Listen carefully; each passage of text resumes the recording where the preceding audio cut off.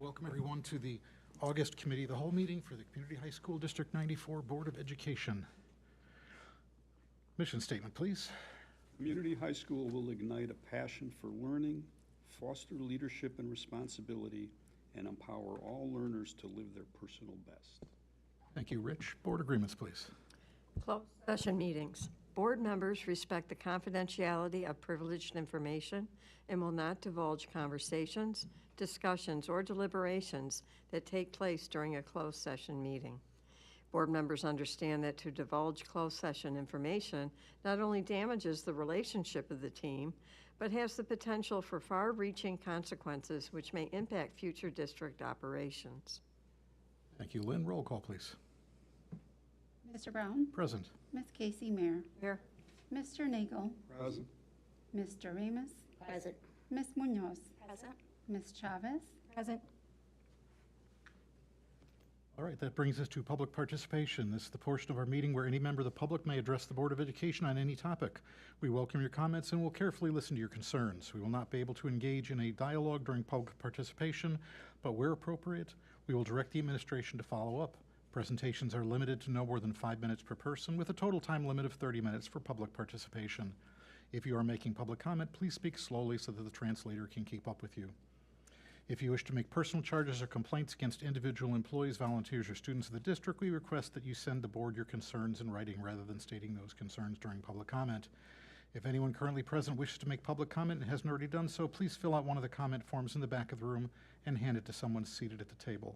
At this point, we received no comment forms, but we have received one electronic public comment submission. This submission is from Gary Sake. I would like to express my sincere and deep concern regarding the recent exodus of district administrators this year.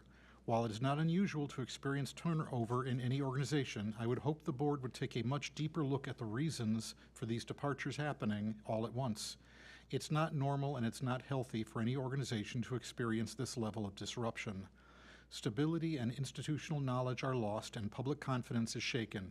It becomes increasingly more difficult to attract and retain quality individuals.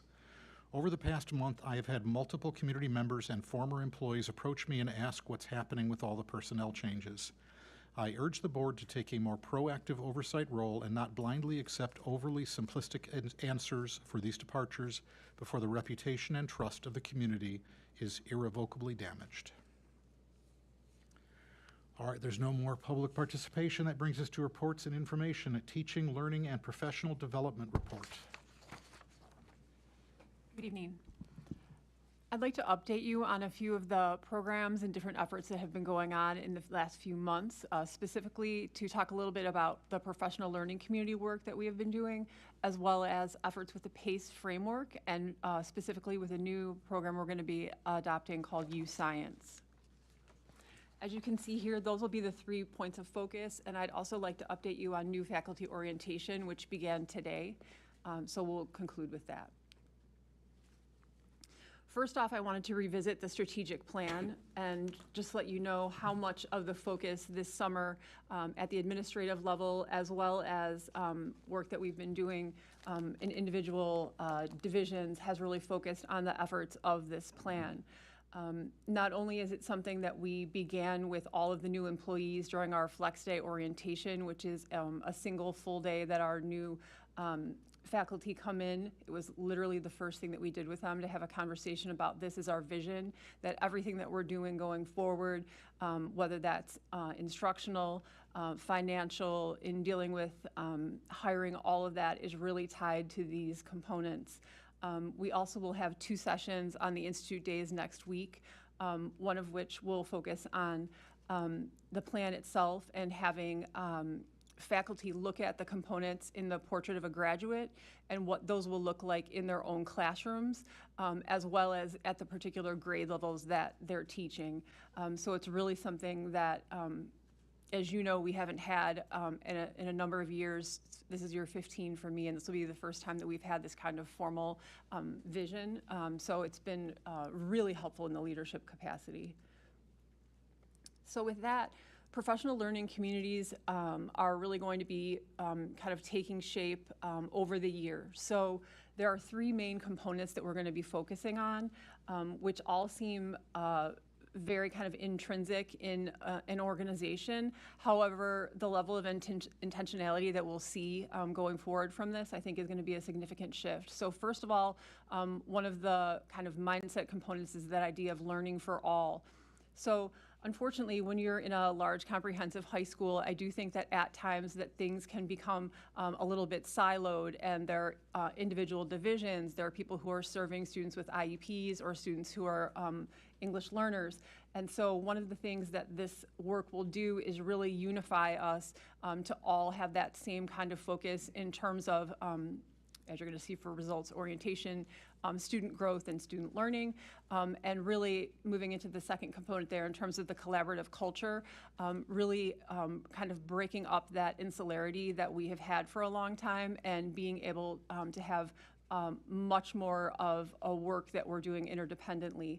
I pulled just a little bit of the language from the strategic plan itself there and put it under those different components, how you can see, the repetition of that idea of all, and also really for goal 2 in the collaborative culture, really wanting to focus on creating an environment where there's a connectedness for employees, not only within their own department, which is very, very strong, but they're definitely asking for time to be able to work interdepartmentally. And so I think that's one of the things that we'll be looking at as the time goes on.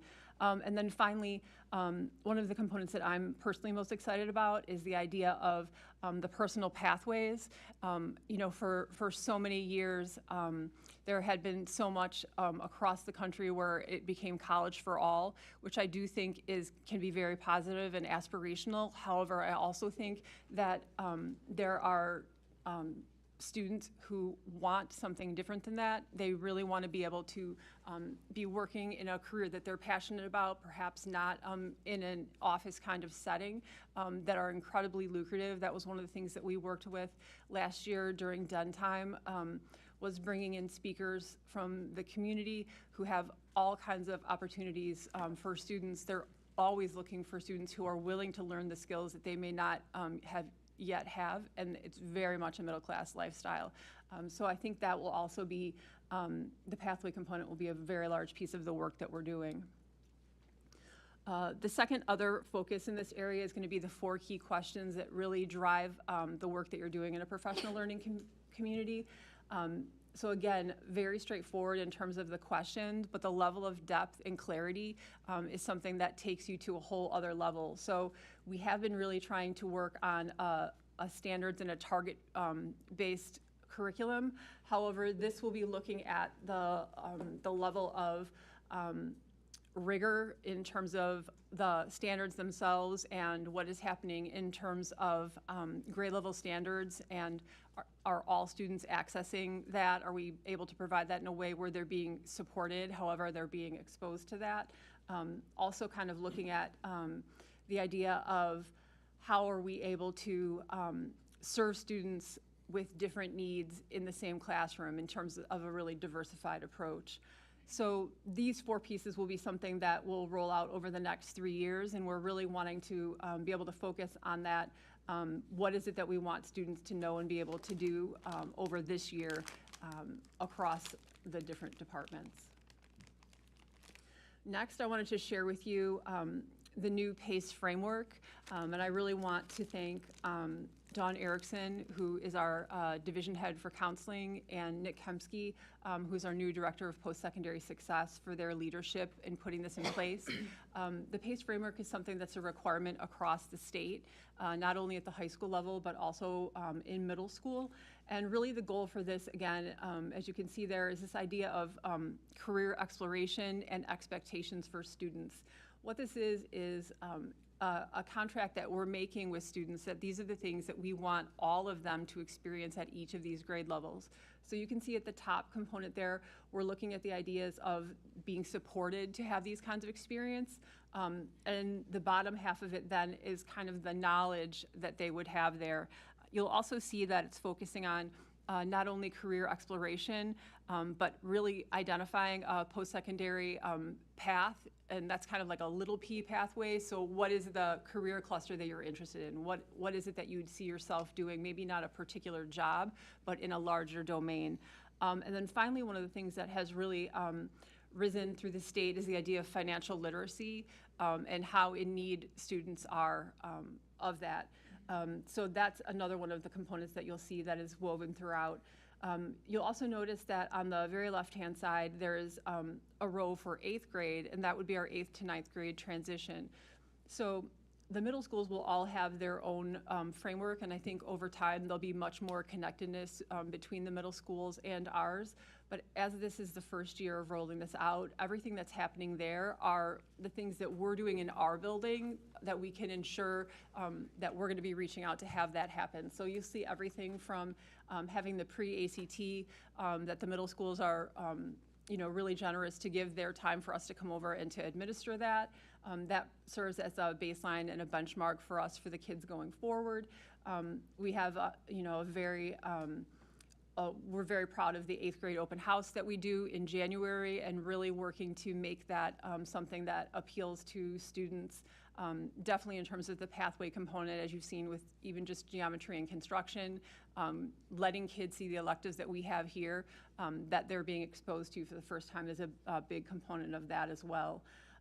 So this is something, again, that kind of goes over 4.5 semesters, and the intention with this is to really have a variety of ways for students to be successful. So not only do we want to look at how many students are going to college, not only how many students are earning AP credit, but maybe it's dual credit. Maybe they're finishing TCD with a certification. Maybe they're getting one of the pathway endorsements. So there are many different ways, and I think those kinds of experiences that can also go on their resume and can contribute to whatever work they're doing are only going to expand over time. A component of that then is going to be this youth science program. And again, this is something that Dawn Erickson brought to us. So the thing that's really of interest with youth science is not only is it career exploration, where you're finding out the different interests that you may have in areas, but it's tied to aptitude. And so that's one of the things that's very rare. This also isn't something that's designed only specifically for schools. This is the kind of program that people purchase to be able to have that kind of information to really direct where it is that they're going. I don't know if you recall, but I do remember when I was younger and in school, you would fill out some kind of career survey, and there would be kids who all of a sudden, they're being told they should be a farmer, or some career that maybe they had never thought of, that those surveys would kind of generate in some way. And so really the marriage of the aptitude as well as the interest, I think, is something that will be very meaningful for us. We'll be using this at the sophomore level initially, so this will be something that the sophomore DEN teachers are involved with. I would also like to thank Charles Vokes. He's one of the sophomore teacher leaders who has really been involved in advocating for us. And then the data that they get as sophomores we'll be able to return to as juniors and seniors for the students to be able to kind of continue to build on that. So we're hopeful this video is going to work for you. We'll see.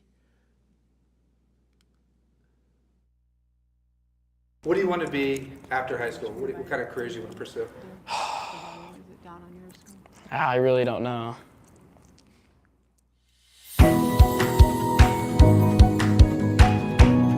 The kids who come into study skills are kids who are struggling in either one class or multiple classes, making sure that they continue to do well and hopefully not find themselves there next time. My name is May and I'm a senior in high school. Currently I work at a fast food job, so I'm just gonna stick with that until I figure something out.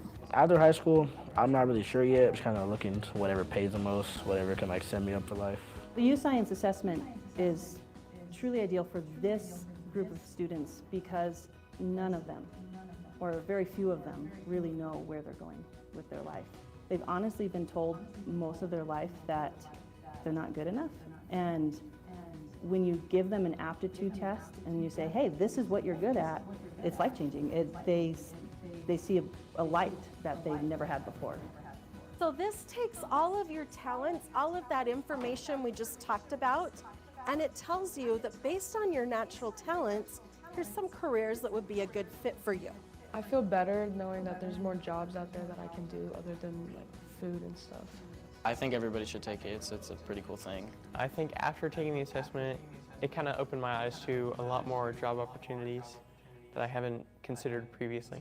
I think youth science is a great tool for educators because it helps give kids some kind of a hope and a boost with their morale and what the future could look like. And it just kind of helps propel them forward rather than being stagnant. To be able to give them that boost and that idea and something to move them forward and keep them progressing is really important for them.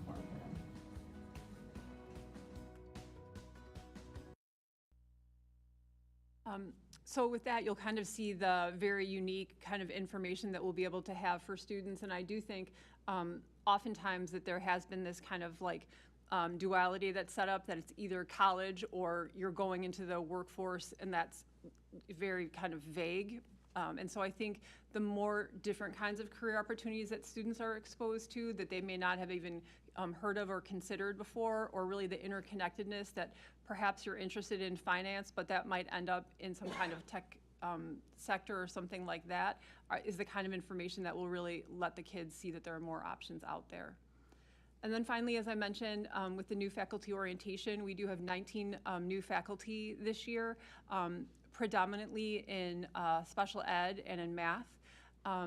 We also have people who are across the spectrum, from brand new teachers who will be joining us from the first time to a number of experienced teachers who have taught in DuPage County as well. So they'll have a variety of experiences, from sessions that are facilitated either by administrators. We have faculty who are doing that as well. They do have lunch that is sponsored by the Rotary Club on the final day, which is something that has been a tradition here. It is very meaningful. And then they're ending the 3 days with a bus tour of the community, which has really been something that has been very impactful for the faculty who maybe have not been in the community previously, to really see kind of the diversity all the way across the district. So that will set them up then. They'll have Friday off, and then they'll be back on Monday with the rest of the faculty for the 2 days of the institutes.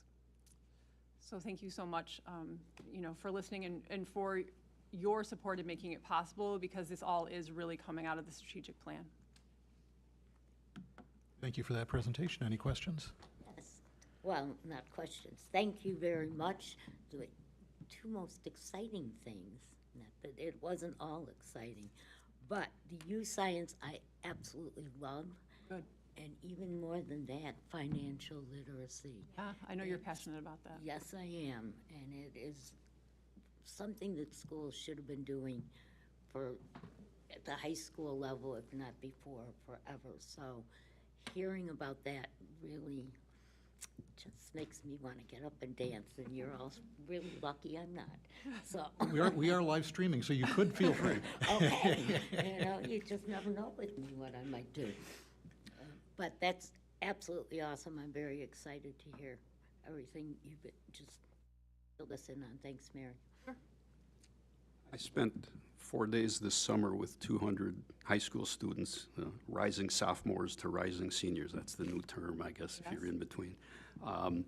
And one of the things I heard from a lot of these youth, the term they use again, is frustration that by their junior year, if they don't see college as an option, an off-ramp, they get discouraged. They feel like college is a social expectation, and they really kind of give up. They just go through the motions, get enough to pass and graduate. One of the other things I was struck by is how little these youth know about what career opportunities are out there, what you don't necessarily need college for, and what the options are. I think it's important to be able to generate continued enthusiasm that you don't have. I mean, we've talked about this. We've been at seminars. You don't have to go to pathways that lead you to college.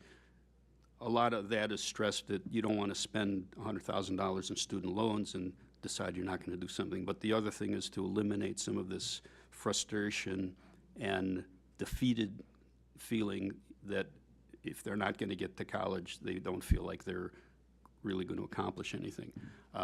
We used to do a lot of career seminars and things like this. I think one of the things that I found fascinating, because one of the nights we were in career discussions with all kinds of different people. There were, 10 kids at a table talking about what do you do, how do you get there, things like that.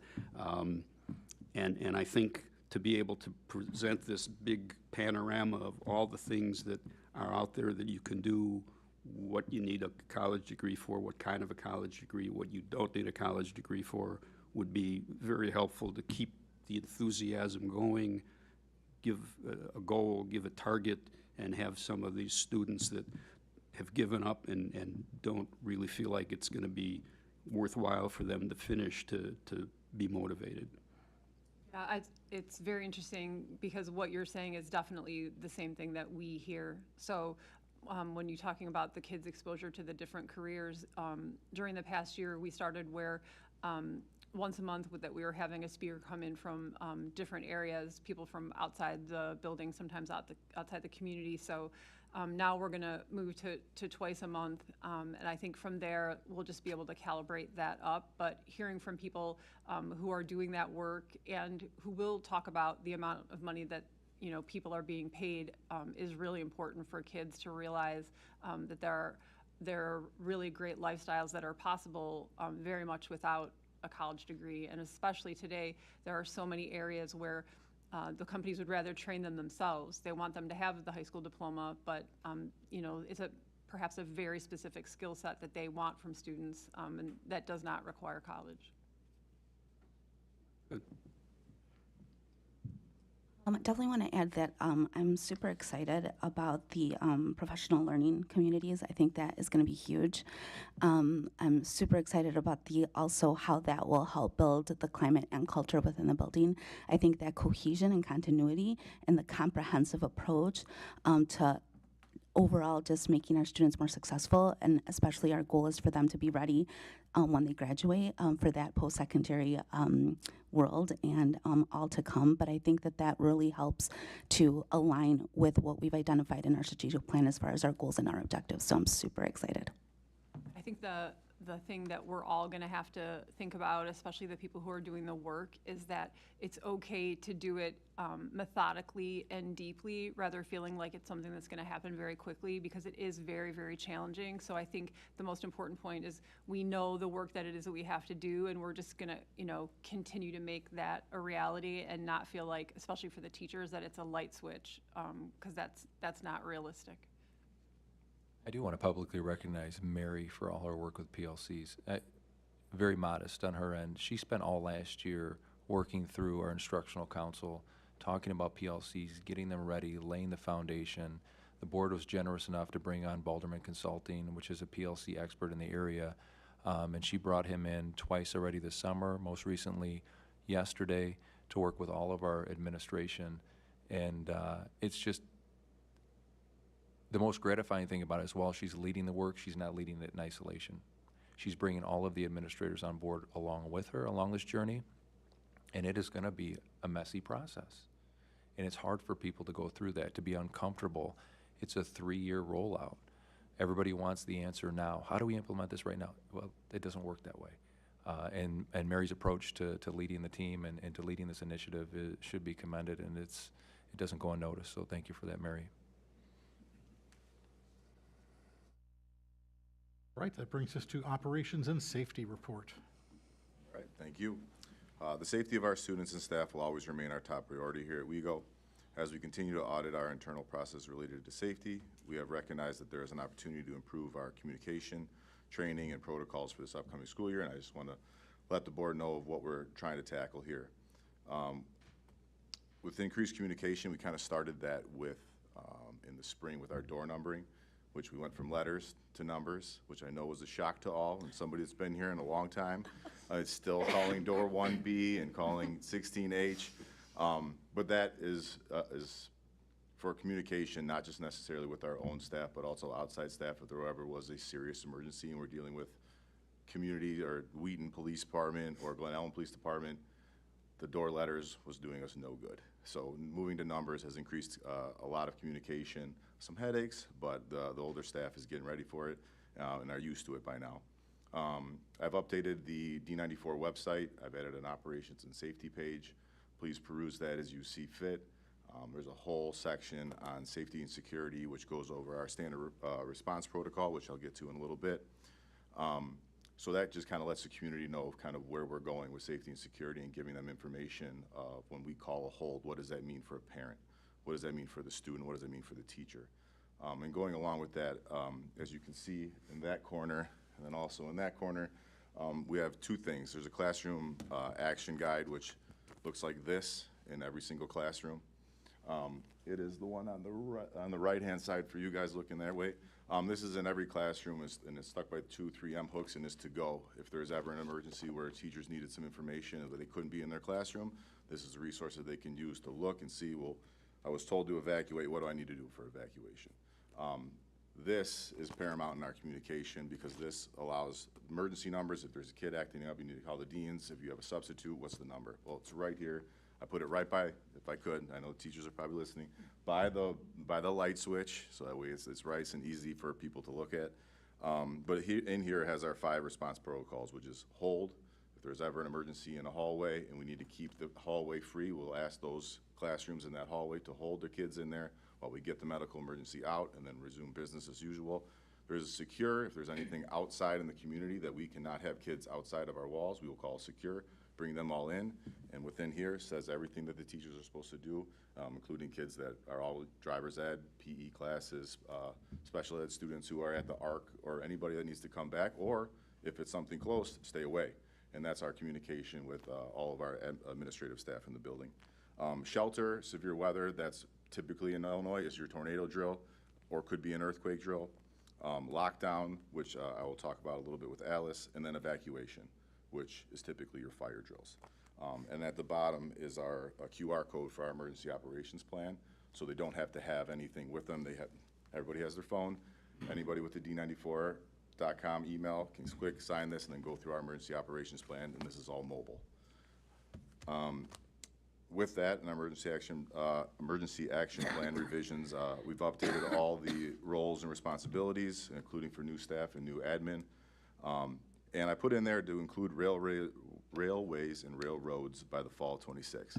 That is not in our emergency operations plan. However, it's busy.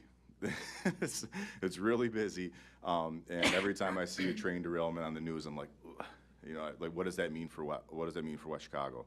We have kids that evacuate out this way in evacuation. Well, if there's something that way, we need to have an alternative plan that gets them that way. And kind of working with FEMA and trying to get some crisis management information to me so I can kind of get that outward, because I see that as an area of which we can put some things in motion towards. We will have our first ever safety day on Friday, August 22nd. With that, we will practice 3 drills. We will practice our shelter, our tornado, our evacuation, our fire, and our lockdown drill. As kids are going through their first 2 weeks of school, they're learning a lot of processes and a lot of procedures in class, where to go for the lunchroom, how to get food. This is a process and procedure that we have to know. And a lot of times we were kicking them till October, sometimes later. Well, that's 2 months that we could have something happen, and I want kids to understand where they're supposed to go. So it will be cumbersome on the teachers that we're taking 3 hours out of one day, but regardless of when you're going to do it, you're going to take 3 hours of somewhere. So I'd rather get to the kids early, have them understand where they're at, and then bring it back in National School Safety Week, which is, I think, the 3rd week in October. It's October 19th through the 25th, where we will try those drills yet again. So we're going to go through 6 to 7 drills in the first 3 months of school, which allows us a lot of time to communicate those things with the ROE, make adjustments, and then add as we see fit in the spring as refreshers instead of drills that are requirements. So I'm looking forward to that. I'm looking forward to helping the teachers and students along a lot with this communication and processes and procedures, so everybody's on the same page, along with Mary's talking about with PLCs. It just goes along with everything. And all staff ALICE training. So ALICE is a part of our lockdown. So our full ALICE retraining for staff was 2 years ago, and this is the 2nd year. That training is not done by me, it's through Navigate 360, so that all staff will have to complete this year as a refresher course, and for new staff, some of which are refreshers, but some of what will be brand new, to get everybody on the same page that is lockdown specific. I'm excited about it. I think I'm ready for the challenge. I hope I'm not giving the teachers and the staff too much information, but I think this is necessary information for them, given our climate. Excellent, thank you. And I absolutely love the cheat sheet. Yeah, Because I love a cheat sheet. Yeah, well, when there's an emergency and there's like 60,000 things going on at the same time, that can help you focus, as you know, which is why you created it. But thank you. The large action plan, I kind of glossed over that, but that's not just a cheat sheet for us. That's a cheat sheet for community members. Those are people here for basketball games. Those are coaches. If there's a fire alarm that is posted in Bishop Gym, where do I go? Well, there's a gigantic 11 by 17 that shows you where to go. If there's ever a kid that something happens to on the floor on a Sunday for Wildcat feeder basketball, it tells you what room you're in, what's the closest intersection, so we can communicate that with fire department or EMS. So that's for people that may be in West Chicago for the first time, that'll have a resource in case there's something wrong. Even have we drilled something like bigger than that? And if we have, where is our location? Like if we had to evacuate the school, have we done something like that? So no. So our reunification sites, we have two. We have the library and then also Jewel. Yes. So I'm learning a lot more about that. And I know the ROE is wanting to get reunification drills on the books for, I believe it's 2026. So it gives me a little bit of time to amp up my understanding of where to go and how to go. But in high schools, it's particularly challenging. Middle schools, elementary's super easy. They'll follow the teacher wherever they want to go. Middle school's a little harder. High schools, when they have cars, they're out. And a lot of times reunification and like, oh no, we got to go here. No, my uncle lives right there, I'm gone. And they're 17, 18-year-old kids with means, and it's harder to do, but that is a high school challenge, and yes, I'm ready for that to get some more information. Are we keeping good training records for all of our staff and students so that if we ever had an issue, we could, show the community that we did as much as we possibly could to make sure that we knew what to do and where to go and things like that? Correct. The ROE holds our mandatory state drills, and then our ALICE, where we house a lot of this, the training through Navigate 360, houses the past. I think we've been using that for 5 or 6 years, correct me if I'm wrong. And that houses all those teachers that have done those certifications and recertifications. Okay. So Dave just took over this new role in July, but all of spring he did an internal audit and really looked through all of our safety procedures and realized that we had some significant gaps. So he spent May, June, and all of July refining everything that you see here has been done in the last 3 months. Because I think in his words, if I'm responsible for this, I want to make sure it's done right, which I appreciate. And I think oftentimes in education, we kind of give safety kind of like, oh yeah, we're okay. But that's not good enough. That's not good enough. So now we have a deliberate focus on safety. We're confident that our protocols are up to date. Dave is, with the drill days, I think having it earlier is a really smart idea to get our kids and our staff lined up and ready to go should anything happen. His outreach with the ROE, he attends these monthly safety meetings with the ROE, partnering with 33, sharing resources. So he's elevating the layers of our safety, and it's only going to make us better. Excellent. You look good sitting at the big boy table. I don't know. I'm proud of you. A suit and tie and everything? I didn't recognize you when I Mary walked moved in. seats on me. You know I was all out of sorts. Safety is one of the absolute most critical things we can think about, especially in today's world. And every time we go to one session is on that I go to, and it always goes up. Thank you. Thank you for that presentation. That brings us to FY26 tentative budget presentation. Thank you. All right, so the school budget represents the financial, operational, and most importantly, instructional goals of the school board and the district leadership. During the budgeting process, every effort was made to identify as many known revenues and expenditures as possible. As a reminder, the school budget represents only a plan, and the actual revenues and expenditures may be different than the budget. So the timeline that will be followed for presentation, so we have the presentation tonight of the budget for August 5th. We'll display that tentative budget in the paper as needed with a minimum of 30 days around at August 15th. We have options of reviewing at committee of the whole, and then again at the September board meeting, and then with approval at the September board meeting. And then we'll file with the county clerk by September 30th. So the annual budget is 8 separate budgets for each of the listed funds and is prepared with the goal to ensure each fund is balanced and funds used appropriately. So this is a snapshot of all of our funds. Due to capital projects, we expect to have a deficit over all funds. The operations and maintenance fund balance will be used for next year's anticipated capital improvements, which will be transferred to the capital projects funds to better account for these projects. The anticipated ending fund balance provides almost 9 months of savings. Now we're going to take a little closer look at the operating funds. These are the 5 operating funds. So with the transfer of capital projects, the surplus in the operations and maintenance fund will offset a portion of the reduction in that fund.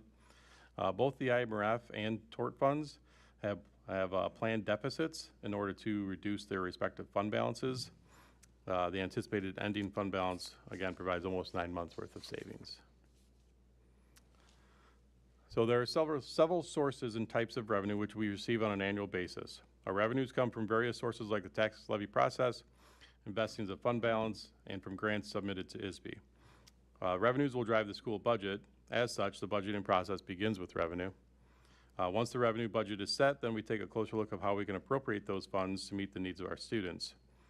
Estimates for CPPRT and EBF are usually released the first week of August. EBF was actually released yesterday, which I'll provide an update coming up in an upcoming slide. And then we are still waiting for the estimate from the Illinois Department of Revenue for the CPPRT.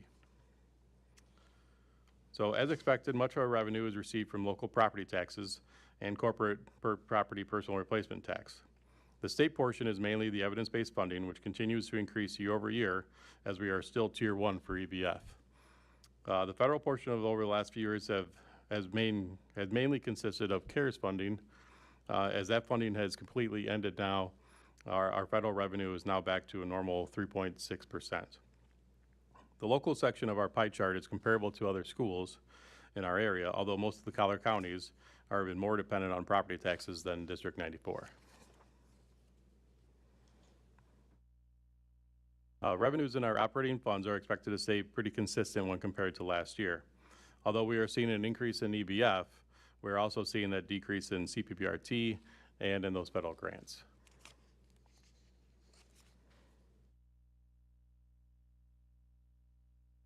This graph represents the property taxes we receive in each of the last 5 fiscal years, along with the budget amount for FY26. We will receive the rest of the 2024 tax levy, and then the estimated first half of the 2025 tax levy in FY26. This estimate includes a 5% increase to EAV and the known December 2024 CPI of 2.9%, which will be limited to a 5% in new construction. As a reminder, the tax levy is submitted in December, and then payments received on their tax levy are received the following June through September. As such, and because residents are paying their property taxes between 2 different fiscal years, and as District 94 records revenue on the cash basis of accounting, the actual receipt of the property taxes for each year fluctuates. Although the chart shows a decrease in property taxes, this is only because of the timing of when residents are paying their bills. So aside from our main source of revenue, which are the property taxes we just discussed, there are several other sources of revenue. The main one to point out is evidence-based funding, or EBF, at which we are under Tier 1 funding.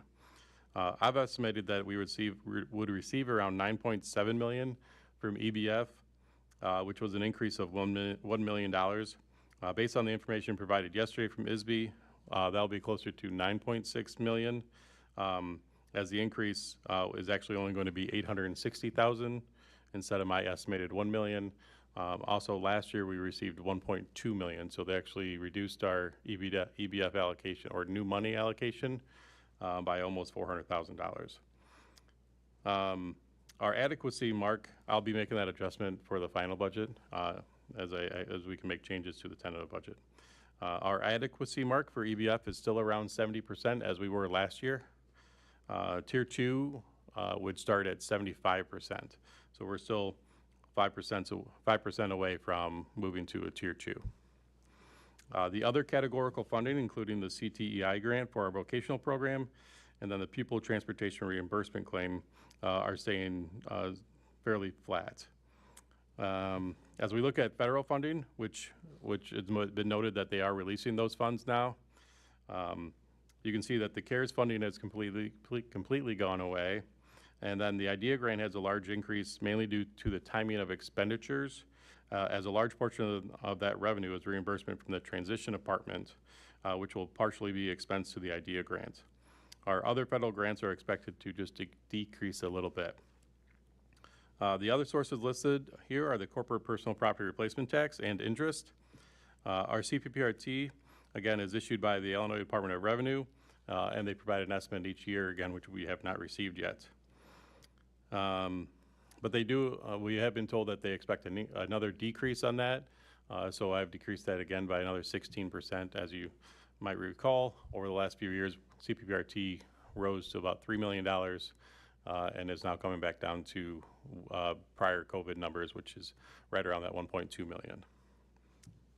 And then with interest, I've made a conservative estimate with the hope that we actually do better than what I've noted on that. Moving to expenditures, we have 8 different classifications of an expenditure per the Illinois Program Accounting Manual. As the expenditure side of the budget is prepared, the salary and benefits are calculated first, as this is the largest portion of the budget and is mostly a known expense as calculated from the collective bargaining agreements, which takes into account the salary schedule increases and lane changes. From there, discussions with department heads take place to determine the specific supplies, equipment, and software needs of the students. Educating students is a people-intensive business, so it's no surprise that salaries and benefits are the largest portion of our expenditures at just over 63%. The purchase services and supplies portions are largely made up of our transportation contracts, energy contracts, software needs, and maintenance and custodial supplies, and of course our curriculum supplies. The capital outlay section includes our technology, equipment, and those facility improvement plans. Lastly, the other section is comprised of special education tuition, which of course continues to rise. The operating funds are anticipated to have an increase of 5.5%.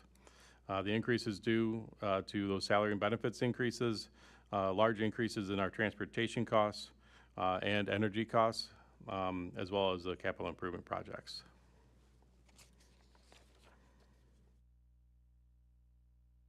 So as the budget is compiled, I try to find all the knowns as possible. Some of these knowns include the salaries for staff, which include ratified contracts for teachers and support staff.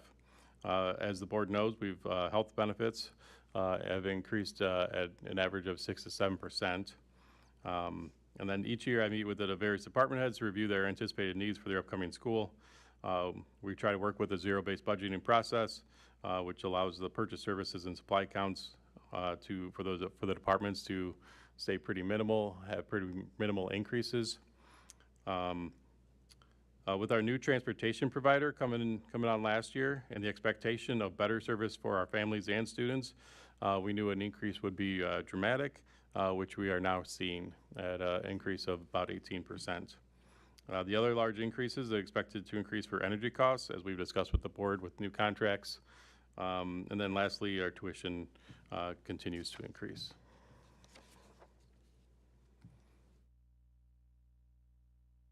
We have various capital projects planned for next summer. The majority of these projects are recommended from our architect's DLA. So if you recall from 2022, DLA provided a facility plan noting most of these needed improvements. These improvements include the replacement of the 1926 sections of the roof, the parking lot on the south side of the building, which was delayed from last year, and then given the auditorium a facelift for its 100-year anniversary. DLA and allied facility partners will be taking the lead on the majority of these projects, submitting bid packets and overseeing those projects. I'll update the board with specific bids as we get closer to closing to getting closer to those going out. Additionally, we still have our normal annual furniture order, and then we are also looking to replace the fence around the stadium. As I've noted, we have capital improvement projects we are anticipating to complete this year. In order to better account for these projects and to have a better overall understanding of our normal operating expenditures and our operating funds, just like last year, we'll be recommending a transfer of $2 million from the Operations and Maintenance Fund to the Capital Projects Fund. Also, as we normally do, we have a transfer of interest from working cash fund to the Education Fund.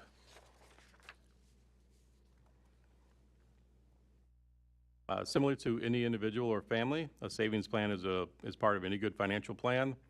The anticipated ending fund balances at the end of the fiscal year show that we have some flexibilities for future projects and could cover any disruptions in local, state, or federal revenues, which is always a good thing, and we almost saw that happen with federal revenue. The percent of expenditure numbers are based on the last 3 years and the average of those expenditures. If you recall from the recent facility plan that DLA presented in 2022, we still have multiple projects to complete, and this will allow us to complete those projects and any other unforeseen issues along the way.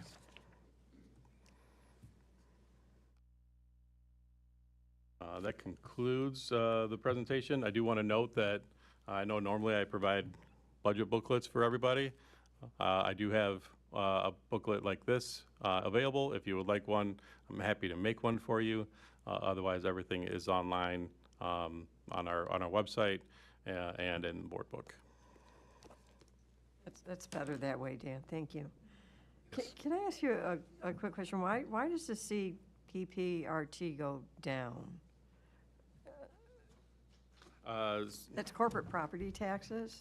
Corporate personal property placement taxes, yeah. So it's a formula that was created back in 1978, I believe. And so it's a formula that the state has of how much revenue that they have coming in, and then they estimate it out of how much extra funds they can send our way. So it's money that comes from the state, not the taxes of the businesses in the town? It's coming from the state. I think it's from taxes that they used to receive from those corporate entities. But yeah, overall, it's coming from the Illinois Department of Revenue. Okay, all right. Thank you.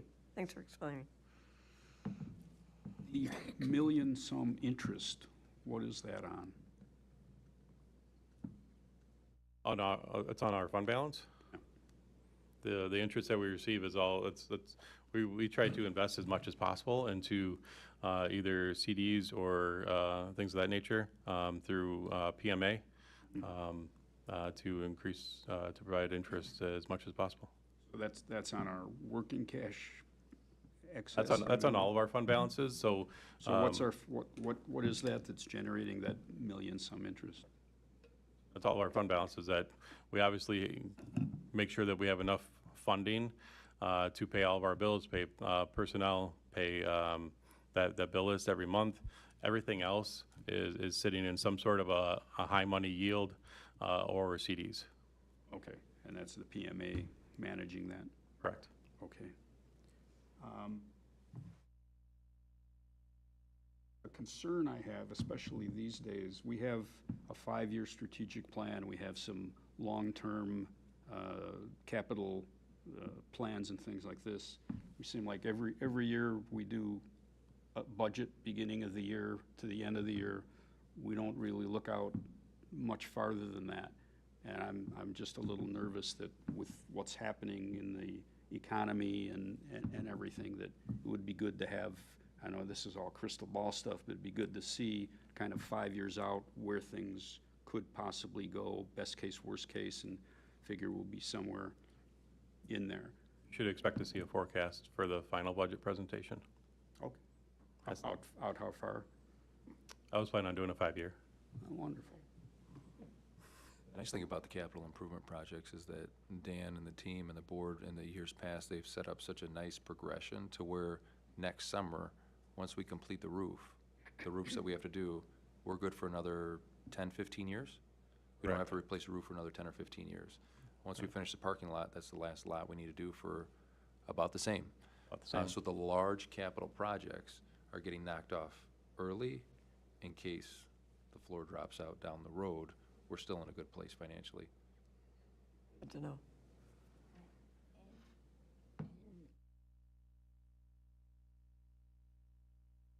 Statement that for fiscal year 20, no matter what happens, no programs were intended.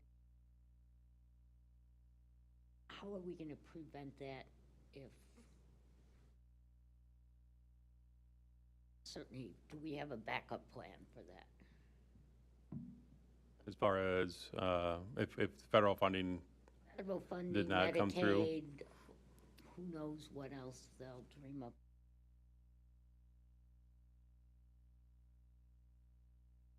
But if there is any, at this point, unknowns out there that could budget going forward, what is our backup plan to back up that statement that was made in the budget? Yeah, so as Kurt kind of mentioned, the capital projects would be one of those first things that I think we've done a lot, so many projects throughout the last 7 years that I've been here, that if we needed to cease any major upgrades like that, this building could handle that. We wouldn't have to do any upgrades to the building for a while. And then there's also places in the budget that we can find certain areas to shrink down. I guess the concern is where are the big vulnerabilities? If a big chunk of money got withdrawn, if the state decided we're going to get half of what we've been getting and things like that, maybe that's not a good one. But there's some big chunks that could be pulled out. Do we know what those are? Could we predict those and kind of work around those? That's 100% instead of just 75. What do we do? EBF was one that kind of took us back yesterday a little bit. Yeah. We anticipated EBF reducing over time. We didn't anticipate EBF going down by $400,000 in new money for us, even though we remained in Tier 1. And to look at other districts like CPS, they increased by 50 million in Tier 1, but we reduced by 400,000. So that's one that we anticipated going down over the next 5 years. We just didn't anticipate it going down like right now. So I guess what other revenues are in that same potential category? Overall, I mean, EBF, assuming that if they put no new money towards the EBF, which is usually $300 million per year, we're at least going to be at that $9.6 million. That money shouldn't go away. We won't get any new money, but we should at least keep that. And then federal funding, yeah, as always, especially in today's world, is a little iffy. But I think with our fund balances that we have, and I think with some of the ways that we can cut back on capital projects or some other areas, I'm fairly confident that we could handle any kind of a reduction in our revenues. Okay, so the fund balance is a good buffer for the next couple of years if needed. Correct. Because we're currently at around 70% fund balance, and so that's obviously best practice is closer to 40,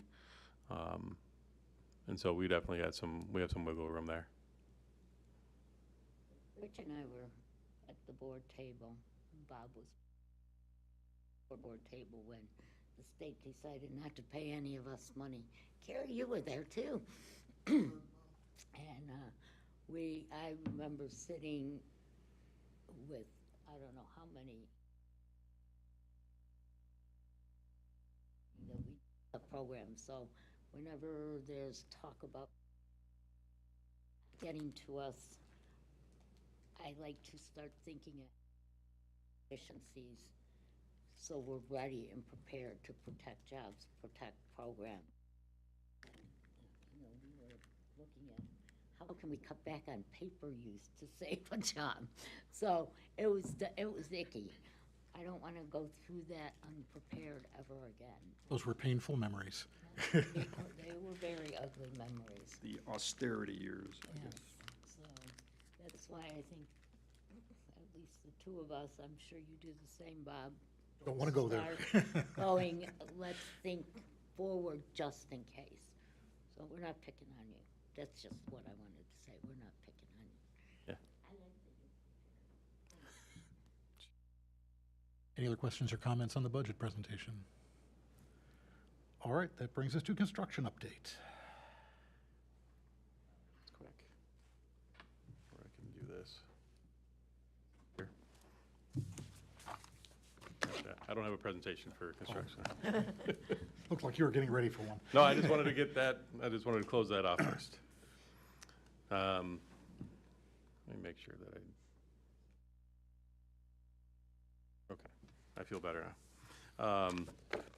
All right, construction update. So the board approved several projects to be completed this summer. As approved by the board, Allied Facility Partners would oversee the overlayment of the middle section of the roof, the replacement and updating of the ceiling and lightings in the main hallway, the renovations of the third floor bathrooms, the installation of LED lighting at the stadium, and the construction of a life skills transition apartment for our special education students.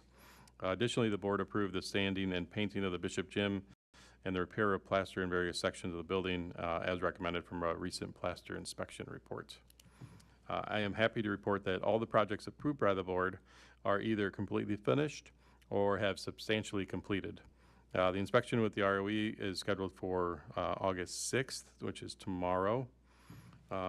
We still have some punch list items outstanding, as noted by our architect's DLA. The transition apartment is one that is still not quite finished. There's still a few, again, some punch list items, some things to be installed, some things to be cleaned up. But they do expect it to be ready by Friday. I'm going to say Friday. Might have to hold them to that. So Allied Facility Partners is working through those punch list items and have completed them, or they will soon. As project management for the projects, Allied Facility Partners provided excellent oversight of the projects and definitely removed some of the burden from DLA and the administration. Overall, construction went very smooth this summer with Allied Facility Partners and DLA, as always, being good partners for the district. Any questions on construction? Just a side note on the topic of transition. Last year, I think we saw a video from our transition department about the St. Charles hardware store and the work they were doing with our transition. Sad to report that they're closing their operation, so they won't be able to do that anymore with our transition program. But I stopped in there today to thank them for the work they were doing. A couple of the people that work there are alumni, family alumni and things like that. They couldn't say enough about the kids that were working with them and for them, and that they were very disappointed that they wouldn't be able to continue that program as well. But just wanted to bring everybody up to date on that.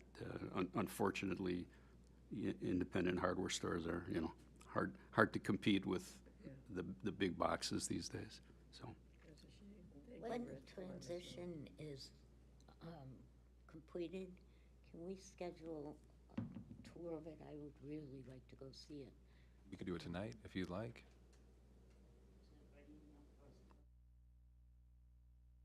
Love to see it. Okay. Field trip. Transition facilities are my hobby. I think we're also planning like a ribbon cutting that obviously the board will be invited to. I'm not sure if that's next month. Might be. We'll let you know. All right, thank you for the construction update. Intergovernmental agreement with District 33.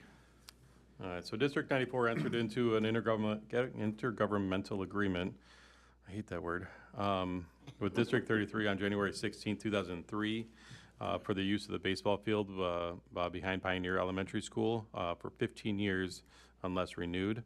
The agreement allowed District 94 to improve the fields at a cost of $20,000 per year. The total payment of $300,000 was made in 2 installments, one in 2003, one in 2004. With the change in the staff over the past 20 years, both at District 94 and District 33, the IGA did not get renewed, but District 33 has continued to allow District 94 to access the field. Over the past year, we've been working to get the IGA updated. That would also include considerations to how District 33 utilizes District 94's building, as well as how District 94 utilizes the baseball field at Pioneer Elementary. District 33 has agreed to a revised IGA that includes the use of Bishop Gym for Lehman graduation and other scheduled events at Memorial Stadium, along with District 94 using the baseball field at Pioneer Elementary. The new IGA has shorter terms at 10 years and is a net amount of $10,000 per year paid to District 33. Additionally, if District 33 ever intends to sell the field, the District 94 would have that first option to purchase. There's no recommendations at this time. We'll request the board to approve the IGA at the August board meeting. Any questions? We have a baseball field for the boys and a softball field for the girls. Are those both the same field, or it seems to me they're two different fields and they're both using District 33? Two different fields. The baseball is Pioneer, so that's owned by District 33. The softball fields are actually owned by the Park District. Ah, okay. And we have an IGA with them as well? Correct. Don't recall. Any other questions? All right, committed transportation funds. On June 15th, 2021, the board approved to commit funds in the transportation fund in the amount of $195,000 for the purchase of new minibuses as per the Government Accounting Standards Board, or GASB 54. So as the board knows, the minibuses that we ordered finally arrived in April. And as such, we can decommit those funds as of June 30th of 2025. So we'll ask the board to approve that resolution at the August 19th board meeting. Did we pay for those buses when we ordered them, or are we paying when they're delivered? We paid when delivered. Any other questions? Software renewal. Per board policy 460, purchasing and contracts, administration is bringing to the board a list of contracts that are in need of renewal. We'll request that these contract renewals be approved at the August 19th board meeting. And so that is WeVideo, which is for online video editing software, which has a pretty minimal increase for this year. And then the Huddle, which is for our athletic live stream, which does have a little bit of an increase. That's based off of additional storage. And then also we have new sports coming on, and also new levels. And so this also provides an opportunity for our athletic teams to get film back quicker, and so that they can take a closer look at that. And so we'll be asking the board to approve the renewal of those contracts at the August 19th board meeting. I'm taking a pragmatic look at the money we're spending, and I'm wondering, for something like the Huddle, do we know how many people actually log on and use that? Is there a way to determine that, either from Huddle or from Dave?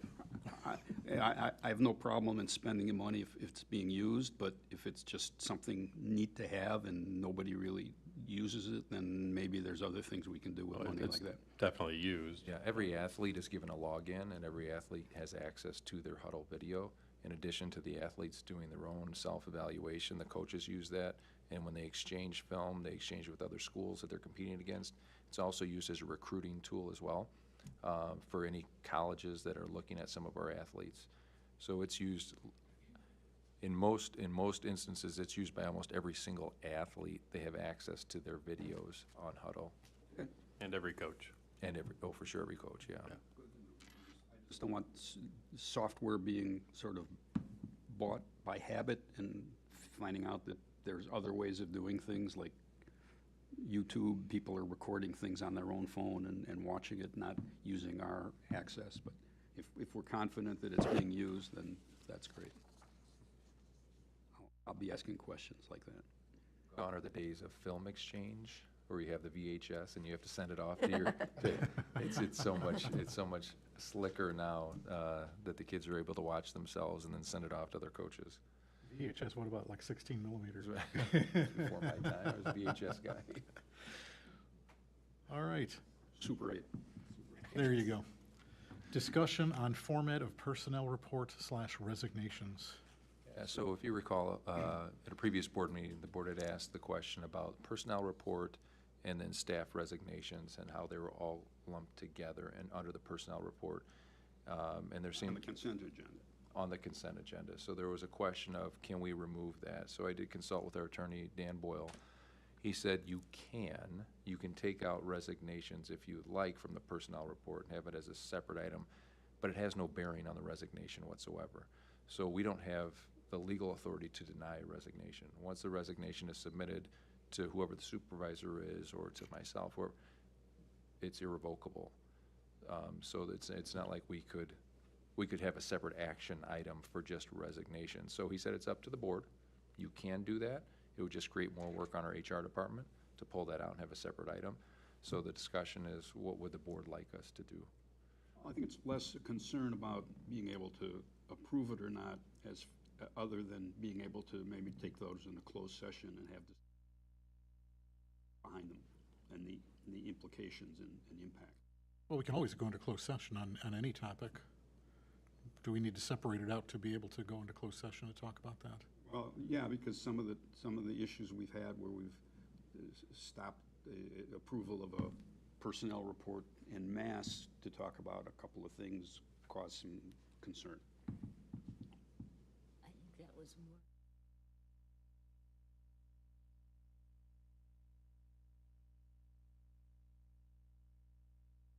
It's not, according to your attorney, it's not a matter of approval of resignations, if that's what we're asking, or is that more of just a matter of discussion? Discussion. Because we've had some situations where there was some discussion on a particular resignation, and we had to stop the whole approval of the whole personnel report. Caused some concern and some questions. Given that go into executive session to talk about something on the personnel report, it's confidential anyway. If you separate it out, then it's clear, okay, we're talking about a resignation. You've then made it a little bit less confidential. I mean, maybe it's better to just keep it as, we want to talk about something in the personnel report. We used to do the resignation separately, and we would, do it that way. I guess if we pull it out from a transparency standpoint, nobody really knows what we're talking about.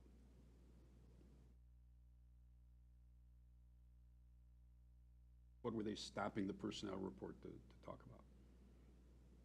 about? Well, apparently, we're stopping the personnel report apparently to talk about an issue related to the personnel report. Right. But I guess what you're saying, Bob, if we separated it out, it would be obvious that we're not just talking about personnel, we are talking specifically about somebody that resigned. We're talking about somebody that resigned, then it's like, oh, they're gonna start guessing, oh, which one is it gonna be? As opposed to, oh, there's a personnel issue they wanna talk about. Well, no, the resignations would be separated from the personnel. Right, I'm saying, I think if you do that, then it actually makes it a little harder to be confidential about what we're talking about on a personnel matter, because then you've got a smaller number of issues that people, oh, why are they going to, oh, it's on a resignation, oh, I wonder which one it is, rather than, oh, they're talking about a personnel matter. I'm not sure I see the benefit.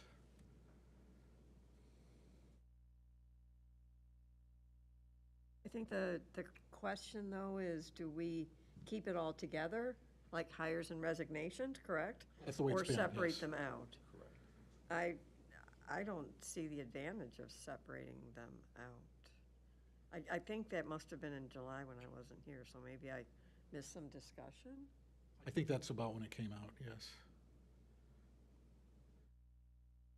Kathy, what do you think? We can only go into closed session to discuss a specific personnel report. So it's kind of 6 of one or half a dozen. Go into closed session, they know you're going in to discuss a specific person. Are they going to get somebody being hired or somebody? It really doesn't matter. I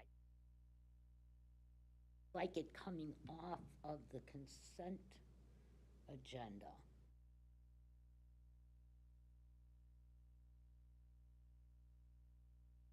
Separate or not.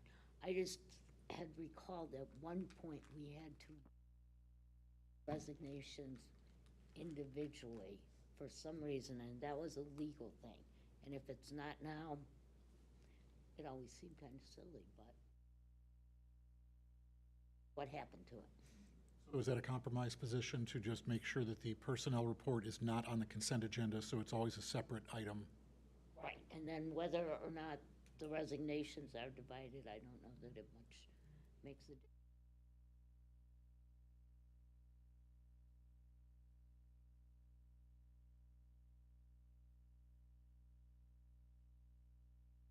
That way they're going to think that way, so. Historically, has it been in the consent, or has it been a separate item? What has it been historically? Because I'm only accustomed to it being in the consent. And I mean, Carrie has a little bit more experience. I don't know what your experience has been. For the last 20 years, the boards that I work with, we've had it in the consent, but if there was an issue regarding one of the line items in the report, the board would ask that it get pulled out of the consent agenda and be voted on after closed session. So the whole report was pulled out of the consent agenda. That a couple of times, but I think more times than not, we don't need to go into closed session, so it hasn't been a problem being in the consent agenda. Well, it was only recently we put it in a consent agenda. Yeah. It was?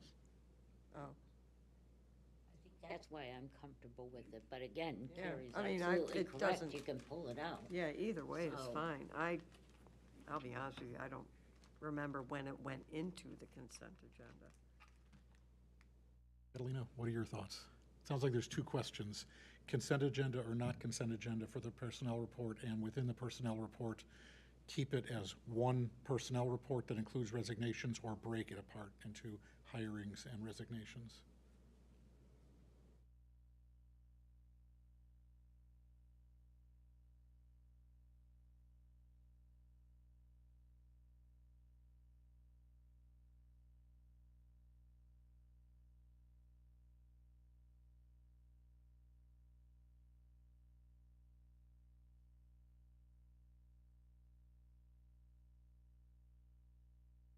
You remember, Evie, since you create a lot of all this paperwork, do you remember when it went into the consent agenda? Yeah. Okay. Oh, it was? Okay. I mean, if we take it out of consent agenda, it's just one more action item. So it's a fairly quick remedy if that's what the board's comfortable with. I'm fine with that, and it doesn't. Penny, Rich, does that help a little bit if we pull it out of consent agenda? We'll have to experience it. All right, so it sounds like That's a what board we've been doing. consensus to keep it monolithic, but pull it out of consent agenda. Okay. Do that. Okay, that brings us to new business. We have some things to vote on. Item number 1, disposal of assets. The recommended motion, the Board of Education approve the disposal, donation, or recycling of broken or obsolete furniture/equipment as provided in the agenda. So moved. Second. Any discussion? Roll call, please. Mr. Brown? Aye. Ms. Casey Mayer? Aye. Mr. Nagel? Aye. Mr. Ramos? Aye. Ms. Munoz? Aye. Ms. Chavez? Aye. Motion carries. Repair. The recommended motion that the Board of Education approve the proposal from Train US Inc., Willowbrook, Illinois, in the amount of not to exceed $12,000 for repair of the chiller. So moved. Second. Any discussion? That chiller's fairly new. We didn't get much of a warranty on that. 5-year. 5-year. So it died just, what, a day after the warranty? That's the way it That's how goes. it usually works. And with the temperatures we've had lately, we need the chiller. Yes. Roll call, please. Ms. Casey Mayer? Aye. Mr. Nagel? Aye. Mr. Ramos? Aye. Ms. Munoz? Ms. Chavez? Aye. Mr. Brown? Aye. Motion carries. And finally, personnel report. Speaking of personnel report, recommended motion that the Board of Education approve the personnel report as presented. So moved. Second. Any discussion? Roll call, please. Mr. Nagel? Mr. Ramos? Aye. Ms. Munoz? Aye. Ms. Chavez? Aye. Mr. Brown? Aye. Ms. Casey Mayer? Aye. Motion carries, and that's the end of our business for open session. We will be going into a closed session. There will not be any action taken after closed session. The recommended motion that the Board of Education hold a closed session at 8:15 p.m. for the purpose of exception number 1, the appointment, employment, compensation, discipline, performance, or dismissal of specific employees. So moved. Second. Roll call, please. Ms. Munoz? Aye. Ms. Chavez? Aye. Mr. Brown? Aye. Ms. Casey Mayer? Aye. Mr. Nagel? Mr. Ramus? All right, we are going into executive session. Let's take 5. FYI, the stadium, we're doing the testing of the stadium lighting at about 9 o'clock tonight. So depending on where you're at with closed session, you might be able to see a little bit of a light show of Well, the new LED lights. Let's try to get it done in time. I'd like to see the light show.